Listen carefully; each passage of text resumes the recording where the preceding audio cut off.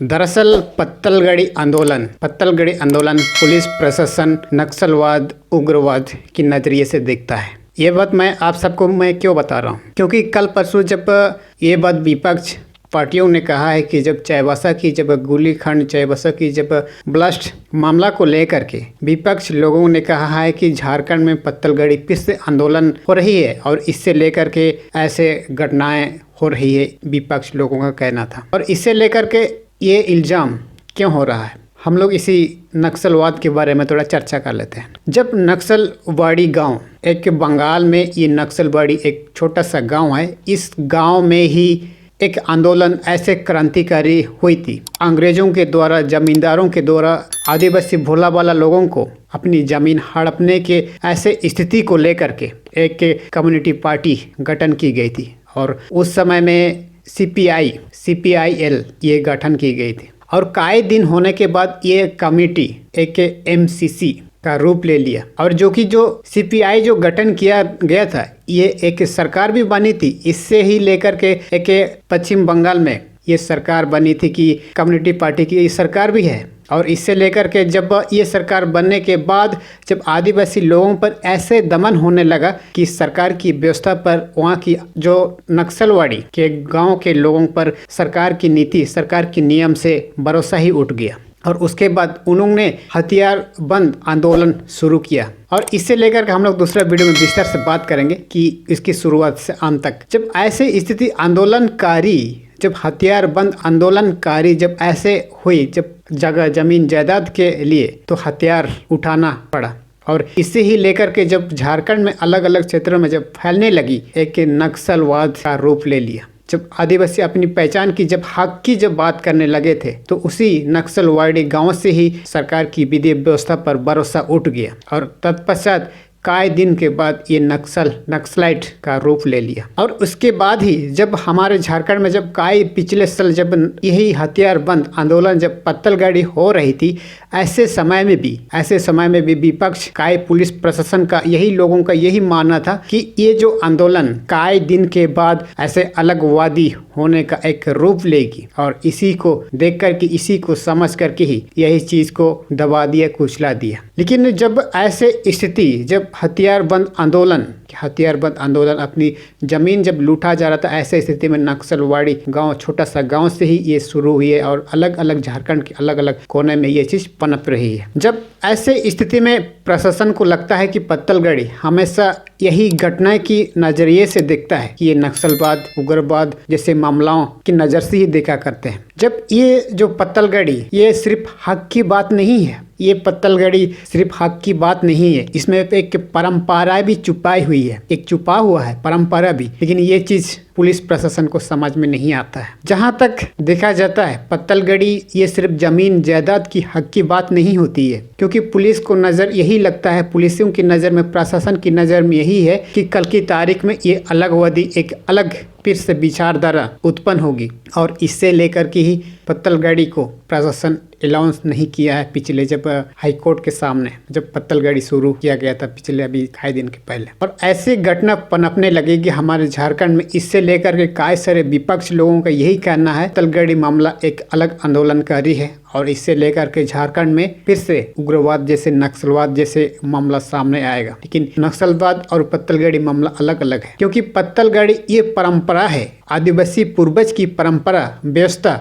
और नक्सलवाद वो अलग चीज है। लेकिन ये चीज पुलिस प्रशासन या फिर कोई भी ये चीज को समझ में होना चाहिए, क्योंकि पत्तलगड़ी की वो सिस्टम है, जो परंपरा है, जो पूर्वजों की जो पद्धति को बरकरार रखने के लिए ये सिस्टम लगाया जाता है, चलाया जाता है। लेकिन कई सारे लोग इसी नज़र से देखते हैं। जब पिछले साल जब खूंटी क्षेत्र में ऐसे पत्तलगड़ी की जब मामला उलगलान हुई थी, जब चरम सीमा पर था, इसी नज़र को देख कर के ही यही पिछली कई साल की जो शताब्दी की जो घटनाओं को देख कर के ही विपक्ष सरकार, जब BJP सरकार थी, इसी चीज़ को याद करके किसी तरह से बंद करवाने का प्लान किया, क्योंकि हथियार बंद आंदोलन से एक जैसे अलग विचारधारा उत्पन्न हो गई, ये उसका मानना था। और खास बात यही है, इसी से ही लेकर के पत्तलगड़ी भी इसी नाम से प्रशासन बदनाम किया जा रहा है कि कई लोग बदनाम कर रहा है कि पत्तलगड़ी अलगवादी अलग विचारधारा है, लेकिन पत्तलगड़ी ही एक ऐसी सिस्टम है जो आदिवासियों को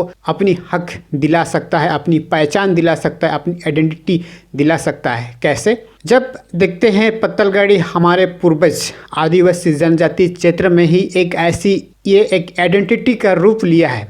जब पढ़ा लिखा ना होने के कारण आदिवासी लोग अपना जगह जमीन को दिखाने के लिए, प्रदर्शन चिन्हित करने के लिए ये पत्तल का इस्तेमाल करते हैं, ताकि कल की तारीख में ये दिखा सके ये फलना का जगह, ये तुस्का का जगह, ये तिस्का का जगह, ये चीज़ आदिवासी लोग अपनी जगह जमीन पर दिखा सके। जहाँ शायद आप ये समझ सकते हैं कि पत्तलगड़ी झारखंड में हर एक गांव में ये मौजूद है। छोटा से छोटा पत्थर से पत्थर, बड़ा से बड़ा ये पत्थर आज भी मौजूद है। अगर आप ये चीज़ गांव शहर में अगर आप देखोगे, जाओगे, तो आप पाओगे कि छोटा से छोटा, बड़ा से बड़ा पत्थर आपको मिलेगा। ये वही चीन है जो पूर्वजों ने पारंपरिक रूप से विधि व्यवस्था के अनुसार उस चीज़ को अनुपालन किया है, पालन किया है। और लेकिन कई सारे उसमें कुक्रम जिसे हमें सुधारने की आवश्यकता है, लेकिन वही चीज़ हमें सही है जिसे मंजिल तक पहुंच सके या फिर प्रशासन सरकार की मुख्य धारा से जुड़ा जा सके। लेकिन कई सारे लोग इस नज़रिए से देखते हैं